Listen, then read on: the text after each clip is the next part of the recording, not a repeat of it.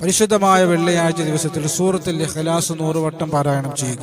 അങ്ങനെ 100 പ്രാവശ്യം സൂറത്തുൽ ഇഖ്ലാസ് ഓതിയതിനു ശേഷം മുത്തനബി സല്ലല്ലാഹു അലൈഹി വസല്ലം തങ്ങളുടെ മേലിൽ ഒരു 100 പ്രാവശ്യം സ്വലാത്ത് ചൊല്ലുക. ഏത് സ്വലാത്ത് നമുക്ക് സ്വീകരിക്കാം?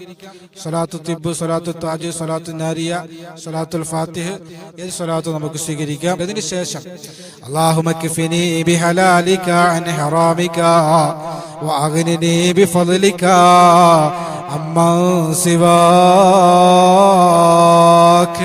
എന്ന് 70 പ്രാവശ്യം ഒരാൾ ചൊല്ലിക്കഴിഞ്ഞാൽ അടുത്ത ജുമാക്ക് മുമ്പായി സാമ്പത്തികമായ പ്രയാസം അള്ളാഹു നീക്കി കൊടുക്കുമെന്ന് നമ്മുടെ ഉലമാക്കൾ വിശദീകരിക്കണം. ഇൻഷാ അല്ലാഹ് നല്ല ഈമാനോടെ നമ്മൾ ചെയ്യുക. സാമ്പത്തികം എന്നുള്ളത് അള്ളാഹുവിന്റെ അനുഗ്രഹമാണ്. അള്ളാഹുവിന്റെ ഖജനാവ് വിശാലമാണ്. അള്ളാഹു എന്ന് ഉദ്ദേശിച്ചു കഴിഞ്ഞാൽ അവന്റെ ഖജനാവ് നമ്മുടെ വീടുകളിലേക്ക് തുറക്കപ്പെടാം, നമ്മുടെ വീടുകളിലേക്ക് ഒഴുകാം.